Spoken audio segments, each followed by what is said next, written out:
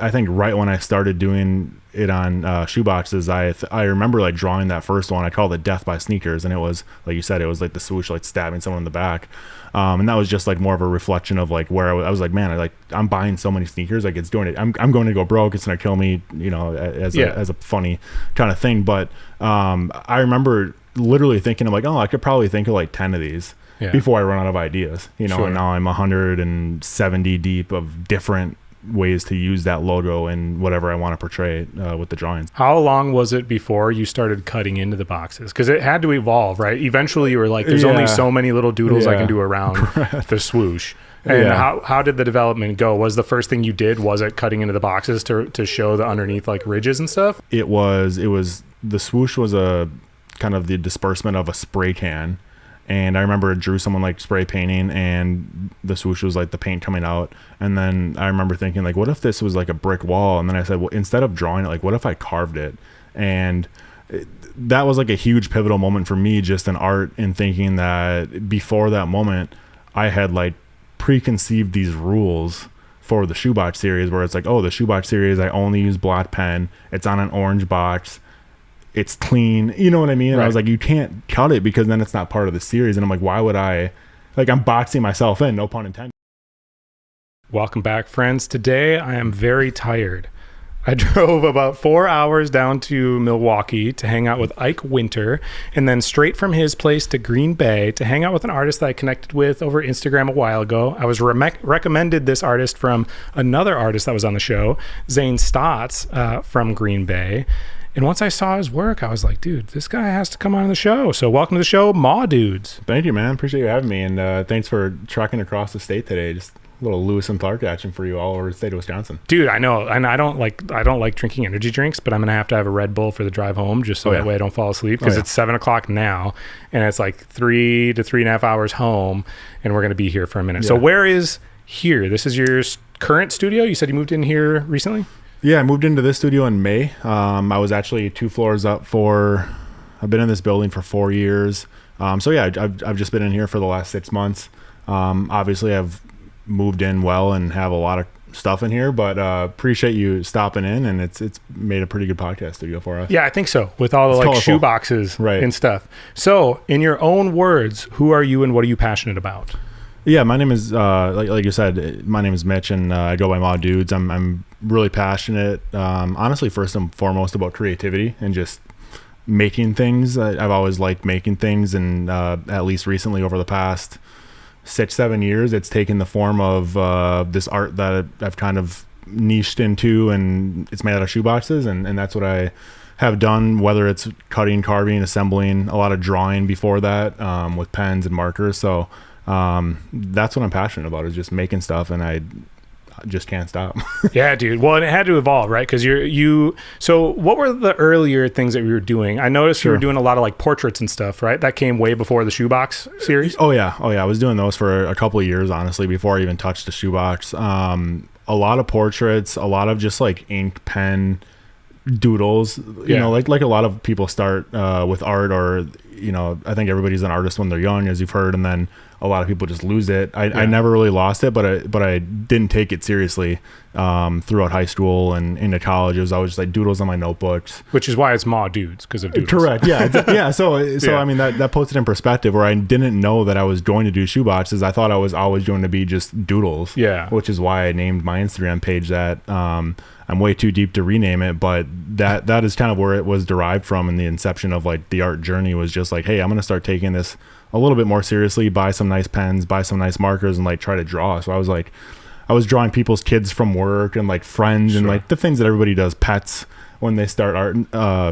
No shade to anybody who's like drawing pets, but just that's how a lot of people kind of start, is just doing things for people close to them and drawing friends and family members and things like that. Yeah. So you have always been into shoes. I know that you worked at Finish Line and stuff in high school. And I know that you wanted to be a footwear designer, didn't know how to do that. So that dream just kind of like disappeared. And then you just went through college, most people, got a regular kind of job. What was it that triggered you to, because a lot of people, when you have a full-time career, you're like an established adult, it's really hard to find free time for anything that doesn't contribute to your career, like for a lot of people. Totally agree. It's not super common that somebody goes, oh, I really want to do something with art, because doing that, like actually like making a social media and trying to pursue that takes a ridiculous amount of time. And so to put aside enough time to do that seriously outside of a 40-hour a week job is difficult. Most people don't do that. What triggered you to want to do that? For me, it was always, it's a loaded question, and maybe this is a loaded answer, but I always felt like I could be quote unquote like good at something. I just never knew what it was, right? And I was always like pretty good at art. I was pretty good at sports. But I just felt like because you're like 6'4". Yeah, exactly.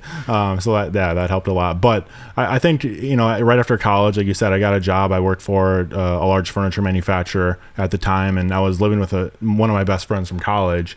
And, we're 23 to 26 and you're like kind of making some money. At the time it was like, 35, 40K entry level job. And it's like, dude, we're making a lot of money. Yeah. So it's like, then I started buying a lot more shoes because in college I couldn't afford any. So it's like, you kind of get it, that something that you wish you always had, which is like a little bit of money. And we were just like playing Call of Duty at night and like going out. And it's like, eventually he moved out. He had gotten promoted at the company that we worked for. And they're like, hey, you can't live together because now he's, essentially a superior. And that was what kind of triggered where it's like, okay, it was only really fun playing video games because I was playing with him. Right. And don't get me wrong, I still love the occasional, like I'm a big Super Smash player. If you know, who's your character? Ness and Lucas. Oh, sick. And I always played Ice Climbers. Okay. I'm prolific. I will go to the grave saying I'm a great Smash player. Still am. Okay. So you stopped playing as many video games. Yeah. I stopped playing, and then that's when it kind of took off. I was like, what else do I like doing that is fun, but that I don't feel like wasting my time, right? Like you do feel like you're wasting time when you're just playing games. So it was like, hey, I could either like read books, pick up an instrument, something like kind of productive and to use like my creative spirit. And drawing was that outlet for me. And that's when I, again, invested quote unquote in like some nice pens and markers, maybe $100. So I'm like, now I have to use these and get good at them. Sure. And that's kind of where I started just dedicating a little bit more time every night or every week at the start. Maybe I was doing a night or two a week. And I was actually just talking to one of my buddies from Philly. His name's Steve, and we were talking about art today, and he's like, how, like, I don't even know where the conversation started, but I essentially was like, yeah, I dedicated, I think it was like 358 of 365 days last year to like just doing art. So it's like every day I almost had picked up a pencil, or something to kind of like progress the craft. You don't take vacations, man. You had to take a couple vacations. So what was when you bought those markers or those pens, what was the first thing you remember drawing with those?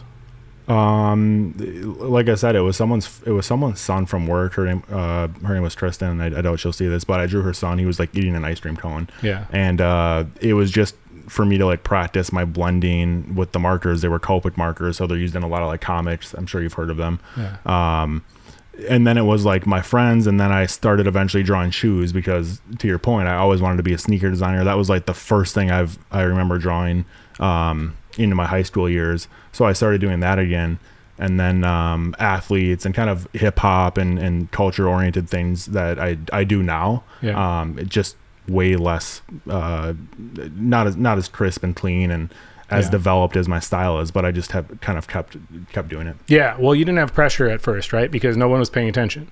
That's kind of the beautiful part, right? When you like aren't, I'm not going to say you suck, but like at the earlier point when nobody's paying attention to what you're doing, it's like, well, it doesn't matter if this sucks because it was going to get 8 likes or 12 likes. 100%. Like it doesn't really matter, right? The people liking it was like who I was drawing. It's like, hey, I drew you. And they're like, this is awesome. Yeah. It's like, this is awesome for me. You know? Yeah, exactly. But at some point, things do take off. For you, was the first thing that took off, was it the original shoebox, like the orange? Because I looked through a lot of them. Sure. And the whole idea for anyone who wants to try to go look, all I have to do is scroll back a little bit on your page. Right, but of course. You were taking the top of orange Nike shoeboxes and you're using just black pen to design stuff that incorporated the Nike swoosh. Correct. Right. And the first one was like a sword that was going through a sneakerhead. Yeah, right over there. Yeah, that's the one that we were like tearing up when we were moving, or like the one that Why is that on a frame?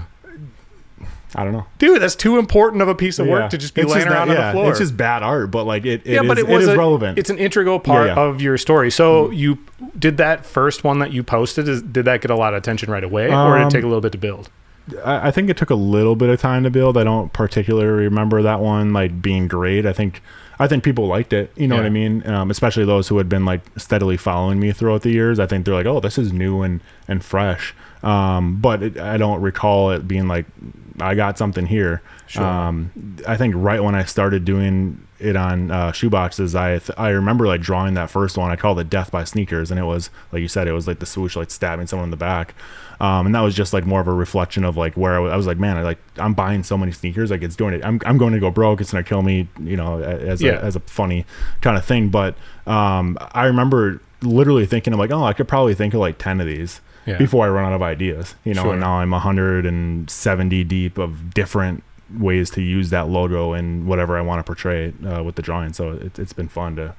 When did you do that one? Like, how long ago are we talking about? Yeah, I think it was 2000. What are we in, 24? I think it was like 2018. Oh, okay. Maybe end of 2017. So it's been 5 years. How long was it before you started cutting into the boxes? Because it had to evolve, right? Eventually you were like, there's only so many little doodles I can do around the swoosh. And how did the development go? Was the first thing you did, was it cutting into the boxes to show the underneath like ridges and stuff? Or yeah, essentially. So the first one that I ever cut, if I recall, it was the swoosh was a kind of the disbursement of a spray can.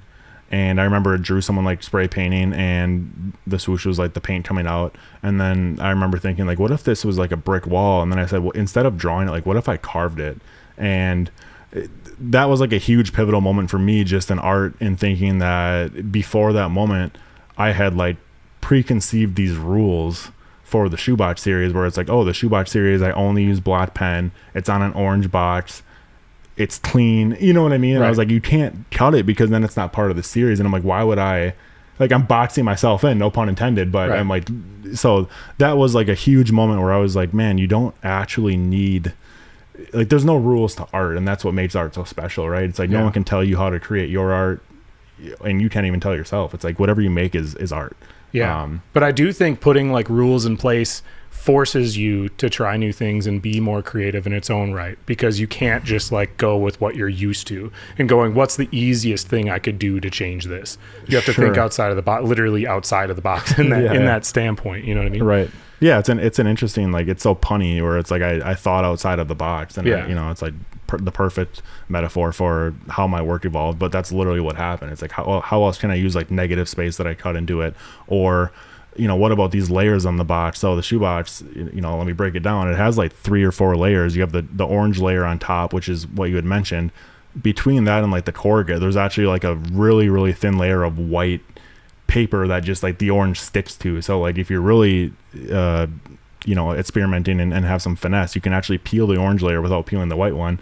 And then you have the corrugate, and then you have the back side of the box, and then you have whatever the negative space is under the box. And it's been fun to like integrate all of those different elements that you can get on this one type of canvas that you really can't achieve on paper. It's like paper, it's like there's a front and a back. Right. There is no middle. Yeah. So it's been fun to be like, how do I use the middle, you know, as negative space in a lot of cases. Well, and then you evolve past that to using other boxes other than the orange, right?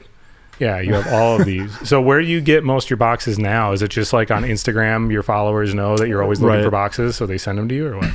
Exactly. So a lot of my early boxes came from me. I was just buying a lot of sneakers, as we had discussed. And then it was like my really close friends that were also sneakerheads were donating their boxes to me. And then eventually people on Instagram were saying, hey, like, I have extra boxes, like, could I send them? And shout out to all the people that do that. I can't believe like how hospitable like the people that follow my work are, just like, hey, I'll send you 50 boxes and like, don't pay me. Don't even like, it's like, wow. Like, what? Well, because the boxes are worth money, right? Like, especially if they're collector shoes. A lot of people could flip and sell these boxes for $10 to $100 online, and a lot of my good friends are just like, hey, take them all. My buddy Al Baker, he cuts up shoes and dissects them. Essentially, he's in Vegas, but he just sent me a box of like 50 boxes, like high-end boxes. And then Nike had sent me 200 boxes earlier this year, and those are over there under a table. So that was really great of them. I asked for the orange ones, they sent the red ones. I can't use I don't use the red ones a lot, but it was still a nice gesture. Yeah. Well, and so you have gotten to work with a good number of brands. What was the first like large brand that you did anything with at all? Right. They didn't have to pay you, but what was the first situation? it was either being featured on the Nike sneakers app, which is just like they showed my work to whoever is on the Nike sneakers app, which is like an app where you acquire and try to enter raffles for like really high-end sneakers that you never win, but like a lot of people are on it, so that was a big deal. Or it was Spotify. They had me do digital portraits of like fallen rappers. So I did like Juice WRLD, King Von, Tupac, Lil Peep, and maybe one other one, DMX. So that was a digital portrait kind of thing. So that was kind of fun how it came full circle. I wasn't doing a lot of portraits at the time, but someone there was like, hey, this guy's pretty good at portraits, and that was a really, really big deal. Well, yeah, especially because a lot of times with art, you get known for one thing, and what you were getting known for at the time was doing shoeboxes. Right. And then I know with myself anyways, I'm always doubting myself. So I'm sure there was parts of you where you were like, well, people only like me because I have something unique. You know, sure. And you doubt what your actual abilities are. And then when all of a sudden you have a major company like Spotify being like, no, like portraits, which everyone tries to do and are hard to do, yours are exceptional. We want to work with you. That's got to be really gratifying. Yeah, it is. I mean, there's a lot. Yeah, like you said, there's a lot of good artists that do portraits is like 50% of artists do portraits. But it's super common. Yeah. So yeah, I'm super thankful for that. My mindset has definitely shifted on those bigger brand opportunities, in that when I used to get them, I would be intimidated, to your point, where you're kind of like, oh man, like portraits, why my portraits? And as of recently, the most recent ones that I've been doing, I still have that moment of like, okay, like, should I take this? How am I going to figure it out? But I've also shifted into like, hey, like I effing do this. Like this is what I do. So it's like I'm like, that's why they chose me. And I've started to think of them more as like fun. I don't take a ton. I admittedly have turned down like a lot of good brands, big projects, because I've always really liked making what I want to make. To your point, it's like I have a job that I go to from a 9 to 5. So the moment that I kind of lose that control over what I'm making, it doesn't become as fun for me personally. So do you avoid commission work in general for the most part? I do. Yeah, I do. I just finished a commission that's in the studio somewhere. That was like my first follower commission in like probably years, honestly. Sure. I've done little things like, hey, I can do that in a day, like, you know, a small shoebox series type piece. But in terms of like, hey, make this for me, it's going to take 20 hours. It's like, nah, like I'd rather just like you buy what I make. Yeah, sure. No, absolutely. Because there's no restrictions on it. Right. When was the first time you did like an art show? And I feel like before you did an art show, you were doing sneaker conventions, right? Like and selling stuff at those, or was it the other way around? It was the other way around. So this is actually a really funny story. So my first art show, it was probably like 2017, 2018 when I like really had just started. I probably had like 20 like small portraits on 6x8 paper. I was doing grayscale with Copics. I was kind of like getting pretty good at my blending. My drawing was pretty decent, but they were nothing special. Sure. And there's a facility down the street. It's called the Art Garage, and I had a friend that worked there. Her name was Courtney, and she was like, there's this like little festival that they do 4 times a summer. It's downtown. It's at night. It's a night market for artists. And she had said, hey, like I signed you up for the night market. And I'm like, what are you talking about? You know, like I've never sold my work. I don't even know how to show it. Like, you know, I'm brand new to this. Long story short, I have like, you know, all these artists have really great setups. I have like the standard 8x10 plastic table. My drawings are in plastic sleeves, and they are scotch taped to the table, and there's no prices on them. Oh God. Like, I'm just like, I have the pictures. I'll have to post them at some point, but like they're just laying there on a table. And eventually in the show, like my family, my mom and dad are there. They're like, hey, this is cool. Like you're doing the art thing.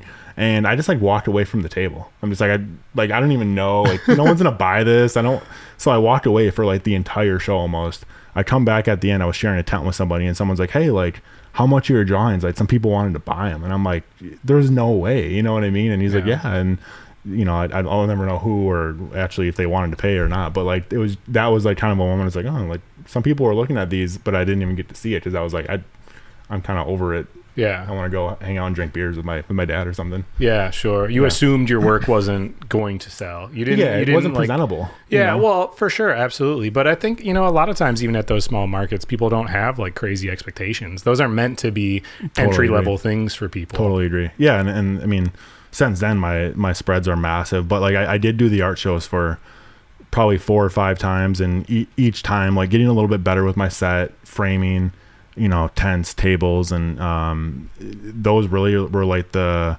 boost, the confidence booster that I needed to like show the work. Yeah, it's just like the first 3 to 4 shows that I drew within that environment, and people were just being able to see people in person saying like, this is pretty good. You don't get that on Instagram, right? It's like friends, it's very different. Yeah, it's so different. And to this day I still love like showing the work, because even now I think the work, when you see it in person, it's like, oh, like this is different than looking at it on a phone screen that is a couple inches. Yeah, it's definitely very different, and how you present it matters significantly, because if you don't show that if you as the artist aren't showing that you think this is worth something, then you can't really expect other people to think it's worth something. Right. When people have, it's called perceived value. When people assume this must be worth money because of the way that it's displayed, the way that it's handled, it's the reason if you like ever look at a Rolex, they have to be certified to show you a Rolex, and they have to wear white gloves when they show you the Rolex. Sure. They can't touch it. Yep. And that builds value in somebody's mind that, oh, this is worth something. Right. So I think a lot of artists out there,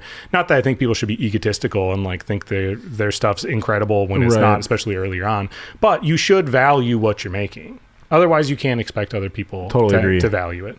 Yeah, I mean, I think it goes as far as, I always tell artists that are kind of starting out that ask me for any advice, like especially with originals or prints. It's like, hey, if you are going to sell prints, make sure that they're packaged well. You know what I mean? Like, get a nice backing for it. Get a plastic bag that covers it, that's clear and shiny. And like when they pick it up at an art show, don't have it flop over. Like, pay the extra 30 cents a thing so that it's stiff in their hand, and they can, like, if you're going to charge $40-$50 a print, don't have it just like, like kind of sad. If you're selling originals, frame them for people. Is it going to cost you a little bit more upfront, especially if you're sitting on a ton of originals? Of course it is.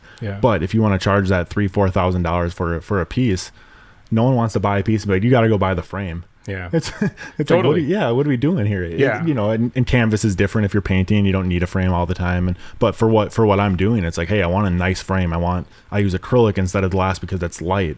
It's more clear, and so it's all those little things that I've learned over time.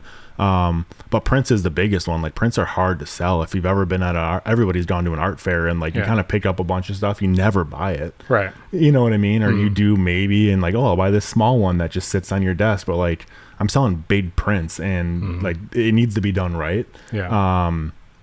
But people seeing it in person is a massive advantage to selling online. Well, and you really have to build yourself up to be something of value, right? And it's okay if your originals aren't selling right now. It's okay for those to just be archived in your studio till forever later on. It'll be worth something to you when you can look back at that thing. So if you didn't make the $20, doesn't matter. How do you know TYB? Because you did out some artwork for like one of his songs or something, like a single cover? Yeah, I did some artwork for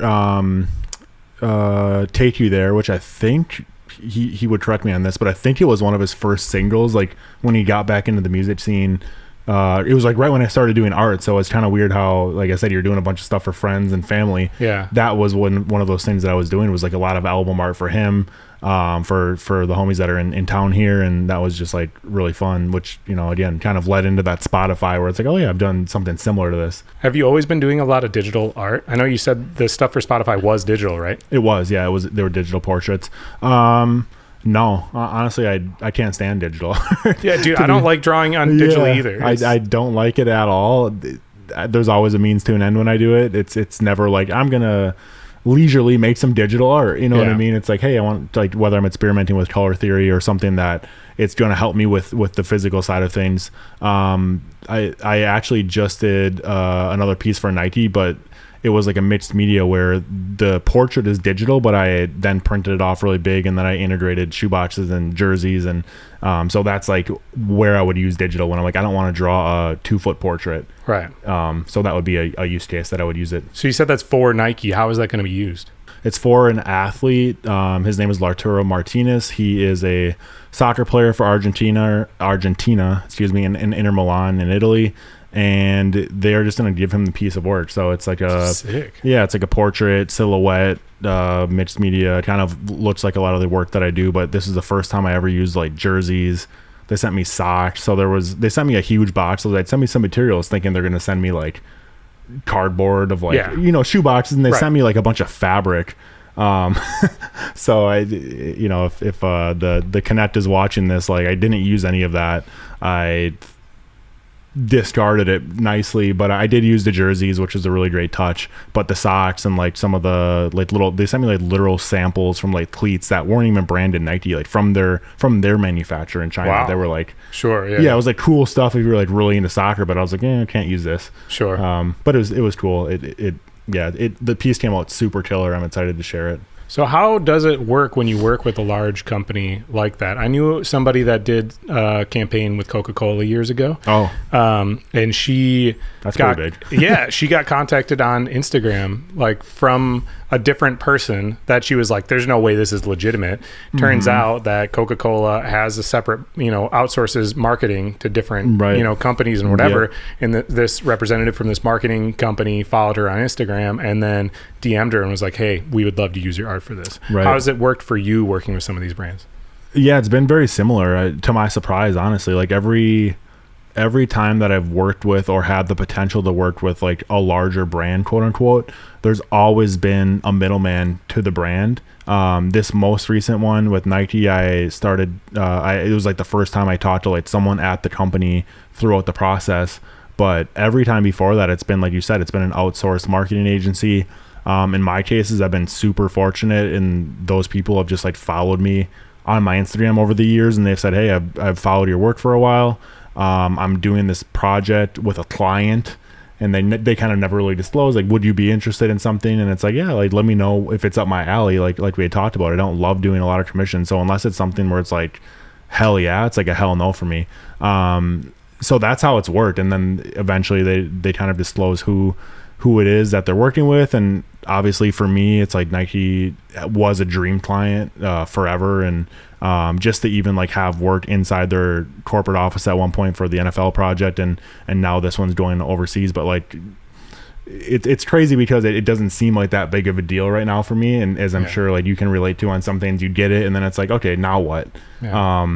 But the little kid in me is like super jacked and like gets chills about it. But yeah, that's how it's worked. It's always been through somebody else. So again, it kind of emphasizes like the importance of just continuing to put your best work out there and staying focused on like the end goal, which for me is always like the input, not worrying so much about the output. Like the input is like, I want to make good work and put it out into the world and share it. And then like, if people see it, cool. If not, like I'm probably going to make more work again. Yeah. So just kind of like letting the dust settle after I share the work. What have you learned about yourself after reaching different points of success? Because a lot of times with people, they're working towards this goal they have in mind. And it's not that they say this, but they think to themselves, like, I'll be happy when I do that. Mm-hmm. Like, I'll finally be satisfied when I do that. And then what happens with a lot of people is they do that and they go, oh, that didn't have the effect that I thought it was going to have. It was cool in the moment or whatever, but then you're just right back to kind of where you were before. Like I interviewed this comedian who, Beth Stelling, she had a special on Netflix, and I was like, did that change your career? And she was like, no, not really. Dang, yeah. She's like, fans are like drops in a bucket, and this was like a little like, but like it didn't drastically impact, her career. And so I think for a lot of people, they struggle internally when they have that happen and they realize, wow, this didn't have as big of an impact on me as I thought it would. I think a lot of good points there. I think for me, it's kind of similar to how I feel at the end of every piece, honestly, whether it's for a big brand or a collector or for myself. It's like after I finish a piece, I always like frame it. I kind of admire it for a minute or two and like look at it and like take some pictures maybe to post it. But then I just kind of think like it's over and you have to like start a new journey.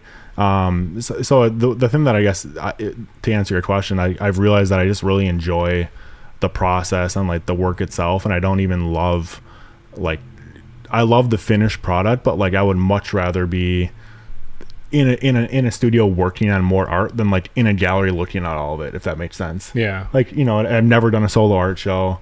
Just like things I show publicly at sneaker shows, but like if I can avoid it, I will. Like if I'm selling enough work to like not go, I'm like, yeah, like I'm good. Like I would rather be in my studio than showing the work or talking about the work in person. Even like podcasts, I know that there's going to be people that have watched this that are like, hey, I asked him to do a podcast and he didn't do one. Sure. I apologize. Like I will do all the podcasts. Obviously you have a great platform here and you were right in the area. So it made a ton of sense.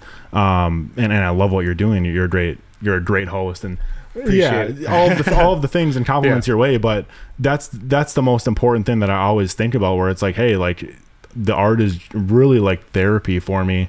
And it's like, I don't do it for anything else besides the fact that it's like, I just like doing it. Yeah.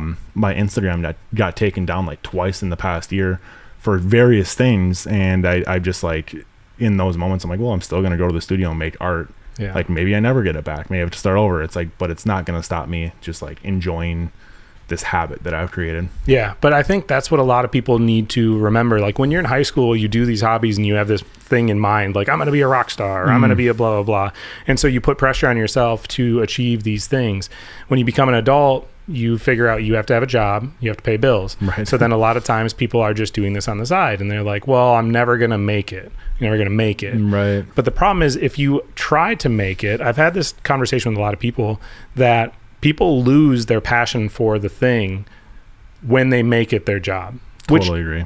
Can be that way, or doesn't have to be that way. It depends. But that's why I encourage a lot of people, if you wouldn't do it if it didn't make money, then don't bother doing it. Right. And anything you're creating, if you're creating it with the intent of like, I think this is going to like be successful, that's the wrong reason you should be making it. Right. You should be making it exclusively because you want to make the thing. And if you're not generating enough income, and obviously you have to have business mind, but if you aren't generating enough income doing like from what you're doing, if it's the thing you want to do, you know, in the way that you want to do it, if that doesn't generate enough income, it means it's not time yet. Agreed. If you're sitting there and you're trying to force it and go, how can I make this into a career? And you're giving up on all the reasons you like doing what you're doing, because if I do this commission, it'll make more money. Or if I do this thing, it'll make more money. You're going to lose the joy for the thing, and you're not going to see the growth, like the progression within your art, your career, whatever, in that journey, the way that you want it to. You're like selling yourself short because you're trying to reach this thing when it's not ready yet. You have to understand that you aren't ready yet. And that's totally fine, right? Like as much success as you've had, you still have a full-time job. Sure. Yeah, well, and the thing is, like, you're not going to make your best work unless you're having fun. Right. It's like why all of the, you know, I'm a big like hip hop guy, and it's like you could grab almost any hip hop artist and be like, oh, their best album was like one of their first 2 or 3, and then it was like they sold out, or you know, or something along those lines. And that's not the case for everybody, but it's like that's usually when they were like the hungriest and they didn't make it yet. And it's like, oh, those are like Kanye's best albums are highly regarded as like, you know, Graduation, College Dropout. Those were his first albums. And that rings true for a ton of artists, and I think it rings true for a ton of like physical fine artists as well, where when it didn't matter, it's like that's when you were like, like I'll try this and see if it works. So I try to like stay in that state where, and even I get complacent or get in a rut sometimes where it's like, oh, I've done it this way, why can't I continue to just do another one, instead of saying, hey, why don't I take another risk here, you know, a la cut into the box again, and see what else I can do with a shoebox. And that's where like the spilled straps pieces have come in, which are the abstract pieces, and just the different ways to do it. It's like, who knows, I don't even know what the next phase is, but it definitely keeps it fun. And you know, if you have the expectations for what you're trying to create instead of just creating, that's when you kind of like almost shrink a little bit. Yeah, I think so. And the funny part is like people get complacent because they want to be safe, and it's kind of the opposite of safe in my mind. Because if you're doing the safe thing, you're like, well, everyone's going to like it because I've already done this before.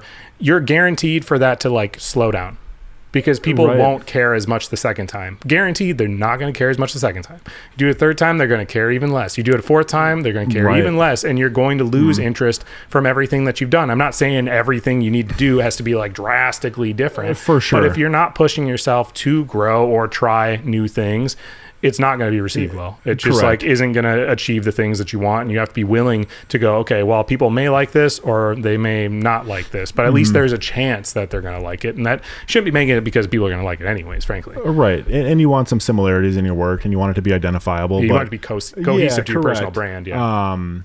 So with your art, because you've been slowly growing, right, in different ways, and the shoebox series developed into now using a whole bunch of different boxes, and then you were doing stuff where like there's one on the floor over here where there's like a skateboarder that's cut out, so there's like dimensions and all of that.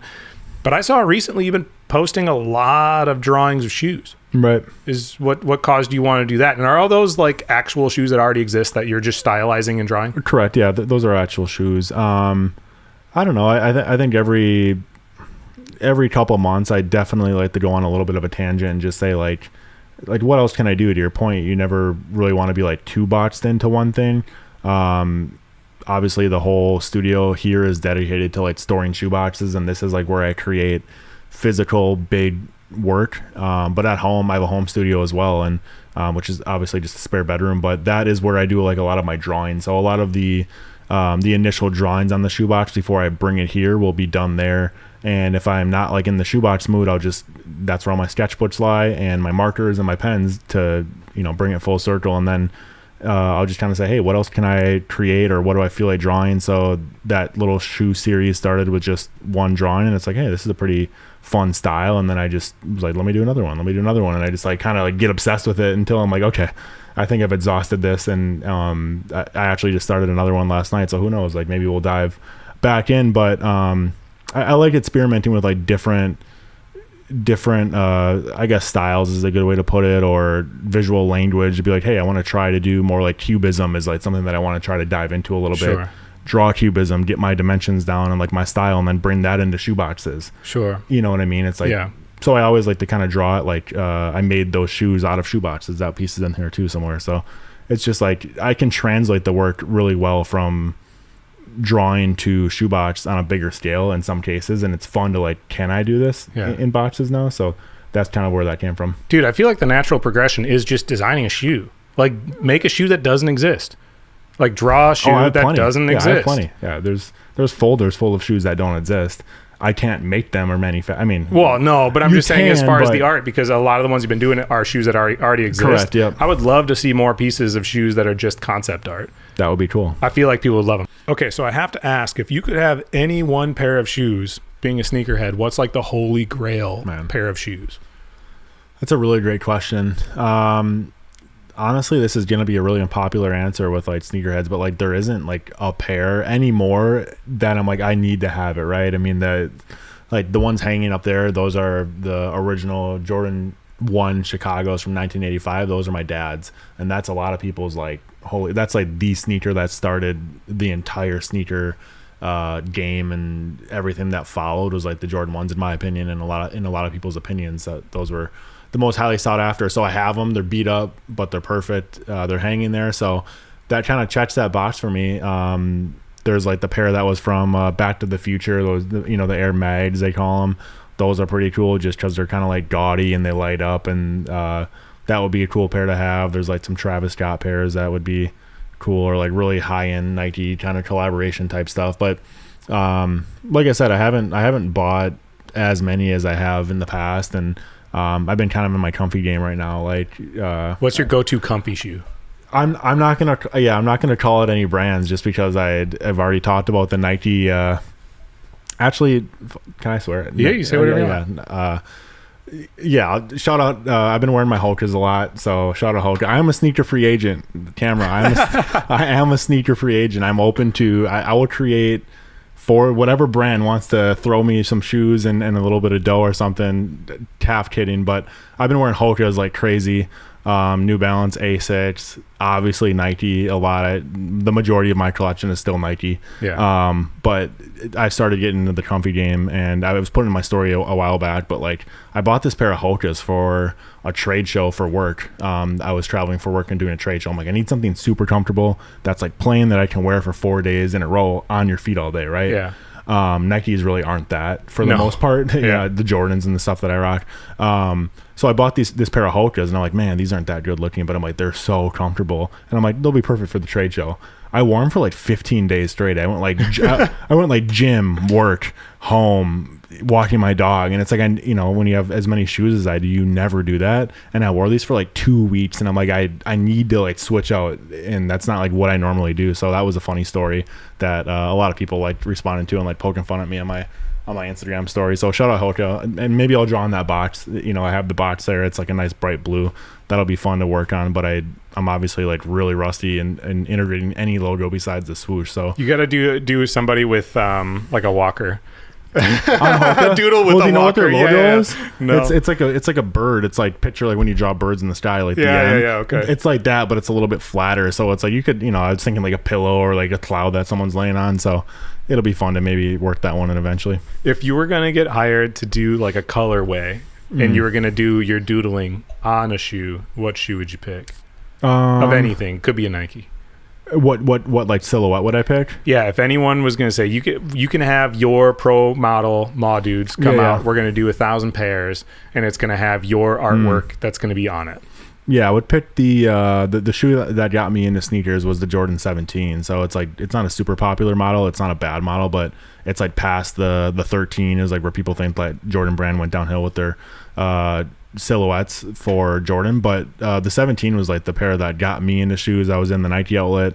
It was a $200 sneaker. It was on sale for $100. My dad bought them for me, and I like begged him, and they came in a briefcase. It was so sick. It was like a Jordan briefcase. If you know, you know. But it came with a CD, like how the shoes were made. It was a $200 retail, which is like unheard of at the time. I think they came out in 03. That'd be crazy if I nailed that. I think it was an 03 pair. But like that was the shoe that I'm like, I love shoes. You know, like I love these things, and that was that. So that would be like a full circle. Like, all right, Jordan 17 would be my pair, and they would be meaningful to me for sure. So that's going to be on the list of goals. What other goals do you still have left? I mean, obviously you're still young, right? You told me off mic you're 35. Right. So you're still at the beginning. You're a little baby, 6 years into taking art seriously. Mm-hmm. What goals do you have that you're working towards? Yeah, I think a lot of the goals that I have are kind of like artificial. Like a lot of, you know, obviously I track like the income that I make from art every year. So that's like naturally going to be a goal of like, hey, can I make a little bit more without sacrificing kind of the integrity and the way that I work. So that's always financially is always a goal. I have a studio that I need to continue to pay rent for and things like that. But otherwise, I think it's just continuing to like kind of push the boundary of like what I'm able to create. I want to create even bigger work, 24 by 36, 24 by 40. That's kind of my sweet spot in terms of like size. That's just because it's hard to get a piece of acrylic or glass that's that much bigger without it like bending or breaking. So it's like, hey, how can I apply a coating to it so that you don't need a piece of glass, epoxy, resin, something of that sort. I know that you've done some murals in the past, so that's always, I think that's on every artist's wish list, and almost every artist that is like a drawer, painter, something that's like a mural is like, if you don't do it, you want to do one. Yeah. In my opinion, at least. No, so, I was high on my list for a long time. Yeah. I was like chirping in my friend's ear who was involved in that with the city of like, I want to paint a big monster for like a couple years before that popped up. Yeah. It's something so cool about big work. And Zane has actually, shout out Zane as well, but he's actually been like, hey dude, like if you ever want to paint a mural, like you can help design it and paint it. And I just need to take him up on it this summer. So like Zane, it'd be cool to do that with you and try to figure out like how it can work into both of our schedules. I know we're both like kind of busy and we got different stuff going on, but that would be a really cool thing to do. And I think that could really open up like a ton of avenues in trying to determine too, like what style would I actually put on a wall? Would it be something abstract or who knows, right? A big sneaker. I don't know. Dude, I feel like you could definitely do some sports players at a stadium. True. Like I think that would be a perfect fit. So are you hoping or like working towards making this your full-time income? Like, I mean, I kind of would think so. Right. I think I have a similar answer to what Zane was kind of talking about on his podcast. I really do like, we haven't really talked about what I do for work, but I work at a company called Viper Chair, and they're out of Green Bay. They're 4 years old, and it's a really like upcoming, it's like, I would say not in a negative way at all. It's like a startup for like high-end shop chairs equipment, but they're like booming. And I was fortunate to get on with them in May, and it's awesome. I report to the CEO. His name's Dane, and it's really cool to like see a business from that angle. That's not such a big corporation. I came from a really big company, but I love the product. So I think similar to what Zane said, it's like I love being able to use like I'm in sales and sales management, so I love what I do in that regard. So it's never like, oh man, like I'm going into an environment where I'm doing really monotonous work, or not being able to think and like hone other skills that I can pull and take into the art world. I learn a ton of business stuff. I learn a ton of sales, negotiating, like people management, like emotional intelligence type things from a work environment. I have learned that from my time in 9 to 5 that benefit me really well in like the art world. It's just talking to people in general. Like I always tell artists that you can't, in order to sell work, like you have to talk to people. Yeah, totally. You have to be able to talk about the work. So anyway, to answer your question, I always say like, hey, life's long. Like I'm 35. Like if I could retire at 50 and retire quote unquote at 50 and do art, that's still a lot earlier than a lot of people would like to do it, that would want to get out. But as long as I like my job, it's like I don't really see a ton of reason to, again, put that added pressure on myself and say, and now I gotta really produce money every month. It's like I could have a couple bum months and it doesn't really matter. Yeah, I think one big thing that I've learned as I've gotten older is that nobody really gives a about me. Like not in a bad way, just like they're paying attention to their own lives. Like they really don't care what I'm doing. For sure. In the same way, like I would love to see you succeed, but I'm not heartbroken if you don't. Like what you're doing your own thing, whatever. It doesn't really matter. And once I kind of accepted that, like, oh, I don't have to care about other people's expectations. I really can look inward and go, what makes me happy regardless of what I'm supposed to do, right? Like people, a lot of artists think if they're not doing that as their full-time career, then they didn't make it. But like what's making it, really? You know what I mean? Ultimately, the whole point of life is to pursue happiness, feel like you're fulfilled and you're doing something that matters. There's no reason why that has to be your full-time career necessarily for you to do that. For sure. Honestly, the amount of things that you've accomplished and you've done within your art career as a side hustle is more than a lot of people do when they pursue art full-time. Right. Like you're crushing it in that kind of way. So if that's what makes you happy, then like why mess with it? You know what I mean? Yeah, and don't get me wrong. I think there's always weeks where I was like, man, I wish I had just one more weekend day, or like there's always going to be those moments. Yeah. But you also have the moments where it's a weekend and you're like, man, I really don't feel like doing art today, but I'm gonna like force myself to do it and not be super productive. So, we'll see where it goes. You know what I mean? Again, as of now, there's not like any projected date where I'm like, I need to get out, and I love working, and I've worked, every day since I was, 14 at Finish Line, like, or whenever I got my first job. So, the other cool thing about Viper Chair is that they're great for artists. So I use mine. You see mine over there in the studio. It's like, if you're an artist, painter, quick plug, but like, they're an awesome chair for like people who sit a lot and like do meticulous work. And that's, similar to people that are like welding. So, it has been a good fit there too. And that's actually how I started working there, was they gave me a chair, and then I was like, hey, like, what do you guys do? Yeah. Came full circle. Well, it's kind of nice having adult money. You know what I mean? Like having a real big boy job. Because if you don't have to subscribe to the starving artist income and you have a real job, it is pretty sweet. Yeah. So I think as we grow, we continuously learn new things. And I think a lot of times we put the people we look up to on a pedestal and we think they're like incredible at everything, right? And I've met a lot of very successful people, and it's funny when I'm talking to them off mic and I'm like, wow, you didn't know that thing? Wow, you can't do this? Like they'll ask me right away after an interview or whatever, like, how do you do that? I had somebody ask me the other day, like, how do you monetize to like get a sponsor? I was just asking, like they wanted to talk to me about how do you get a podcast and make it monetized, because they want to do that. Sure. And they make way more money than me, and they're doing something way like super cool in their own, but they didn't know that. And they're like, oh, you know that thing. What was the last thing that you learned? It could be something really small, like how to reload a mechanical pencil now, or it could be something really significant. What's the most recent thing you learned? Sure. So there's a few things I'm focusing on right now. One of them is video editing. So I do a decent job, I think, in editing my reels. It always hasn't been clean. It's still not the cleanest. So that's something that like I use the CapCut app, which is like the mobile, what Dude, it is. I think you crush it with it, honestly. I think I do a decent job, but I think it's something that it's something that I've recently, over the past year, I think have like learned and am continuing to learn. I want to get even better in terms of like shooting, right? So it's like I want better angles, I want better composition in my shots. So it's something that I'm trying to learn. I guess you couldn't say I've learned it, but that's one thing like that. Another thing that's super simple that I could always get better is just like I would say like efficiency and like focus when I'm working, which is like, it sounds so stupid, but if I'm in here for 4 hours, I want to be working for like 3.5. Yeah. And sometimes it's like 2. So, you know, in recent cases, I've like start my my stopwatch on my phone to be like, hey, like if the stopwatch is running, like it's the phone's face up and the clock's running. If I go pick up the phone, I have to stop it.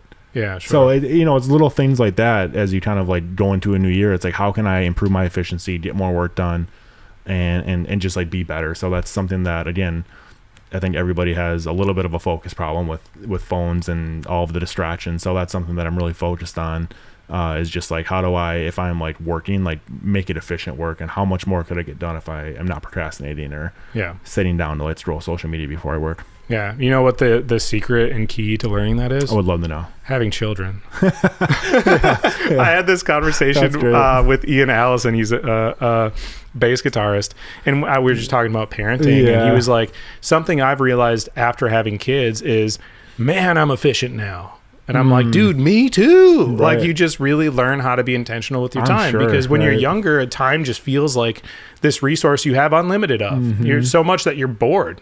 And then you get older and you're like, when was the last time I was bored? Yeah. It's like, it's been a minute, because I'm like, I have so many things that I want to get to, and you just learn how to become a little bit more, you know, more and more efficient. And in general, like, just intentional with your time. Like, you recognize how valuable time is. The less and less you have of it, you're like, wow, I really want to be able to use this time wisely. You look at all the progress you've made in 6 years, or, you know, whatever, with your art journey, and you're like, man, but if I would have started 5 years sooner, I'd be so much further. And which is, you know, it already happened, but it does help you go, oh, okay, but if I made this, you know, made this progress in 6 years, what can I make in the next 6 years? You know, what can I make in the next 6 years? Well, and you have a great representation of time, because you're able to like watch your kids grow up. So you actually physically can, like, oh God, my son or daughter's 2, now they're 3, now they're 4. And like, they look a lot older year to year than we do at our age. So it's like, you have that. But yeah, that's such a good point. I always tell people, like, if there's like younger artists or like people that are like pursuing a craft in like early 20s, I'm like, start now. Yeah. Like, I wish, like you said, I wish I would have started when I was 22 and like knew what I wanted to do, but it's so hard to like 22-year-old brains aren't like me at 22. If you're like, hey, start doing something productive, I'd be like, like, for real. No. I'm doing stuff productive. I'm drinking with my friends. You know what I mean? So well, and the other thing too, though, that I like to encourage people is like, it's nothing in life has to be a race. Like, when you're younger, you're like, if I'm going to go to college, I need to graduate by this day. You know, and then if I'm going to I want to be able to make 50K by this age. I want to be able to retire by this age. There isn't really a set time frame for anything. Like, and you see these like stories of like, you know, older people that start skateboarding when they're 70, like, but really like anything in life, there doesn't have, it's good to set goals, but you don't actually have to reach any specific spot or whatever within any time frame. You know what I mean? And there's great examples of that, like throughout art, especially. Well, and there's a lot of things you can't control. Right. Like, as much as you want to grow your income and you want to grow your social media, dude, if an opportunity with Nike comes up, that's something you really want to do, that isn't necessarily growing your income or social media, you still want to do it. And you shouldn't not do it because it's not getting you towards this goal. It was an opportunity that was unforeseen, you know what I mean? Or an algorithm changes and you didn't go viral this time, whatever, you'll go viral next time. It's like, there's a lot of things outside of your control that can affect whether or not you reach this goal. So as long as you're working towards the thing that you're working towards and you're enjoying the whole process, it's totally fine if you don't reach that goal in the time frame that you set for yourself. Agreed. Yeah, there's no end game. Do you have a lot of pieces you just never post when you're trying new things? I have a good amount of stuff in a sketchbook that maybe I'll eventually, like, I'd actually like take all my sketchbooks eventually, cut everything up and like collage it. So but usually I'm like 4 to 5 pieces deep of like work that I'm going to post. So like, I have 4 to 5 like pretty large scale projects right now that I know that I'm eventually going to post, and then I'll try to figure out like the filler post of like, hey, here's my year recap, or like here's a reel. So you know, I have it down to a decent science in terms of like, I know that I like posting 3 times a week. I should be posting more. Sometimes I don't post 3 times a week, but it's like, I like posting every piece twice, close-ups, process, finished product. But yeah, I mean, and that's just maybe because I'm like lazy, where I'm like, I don't really like there's a lot of anxiety that comes with posting, for me at least, where it's like, like I don't really want to share and like be on the internet today. You know what I mean? Dude, I get the same way. Unfortunately, I need to be a little bit better about it. But I think it's important that like when you are creating stuff, especially when you're trying to push yourself outside your comfort zone, that like recognizing nobody has to see it. Right? Like you can make something and not like it, and that's okay. Now you know that you tried that thing and you can try it again. It's like a lot of times when you start to build an audience, you feel like you can't fail because you built something up. So it's like you set this expectation. You think everyone has these expectations for you, which is mostly in your head, but you like build up this expectation, right? And you think, well, I can't fail now. And that's not true. A lot of the things that you do aren't like live where everyone's seeing it. Right. You can make things and then just like not post them on the internet. Like that's still a thing. For sure. Yep. Yeah. And there's a little bit of that for sure. Yeah, it is a weird kind of balancing act with the perceived pressure that comes with it. But, you know, I'll be the first to say like some of the stuff from like this piece is not great. I posted and I'm like, they love it. You know what I mean? So you can't get in your head about it. And ultimately it's like, you always live to see like the next post. It's like you can you know, no point in even deleting it. It's like just gonna like fall into line. Yeah. Well, and it'll be cool to look back on anyways. Yeah. Okay, so we got to this time of the show. I told you this question earlier. I like to ask this on every episode. When you do something that you're passionate about, not in this case for a living, but still, you put a lot of energy into it. You get to have really unique experiences that are meaningful to you. They're rarely financially driven, but they are what make it worth putting all this work into it. Can you share an experience like that for you? Sure. I think some of the experiences that stick out over the years that kind of fall into that category would be people that might have been getting inspired by the work. So in one case, I had a teacher kind of reach out and she's like, hey, we're doing a classroom or an art unit on your work. So they were kind of studying my work for a week, and then they were like giving everybody a shoebox, and they were like kind of creating something similar. So they actually sent me like, I can't remember if I did like a Skype with them, and like I think I tuned like I like zoomed in. It was like, hey, like here's the artist, and they were like showing me their work, and they all had like these Nike swoosh.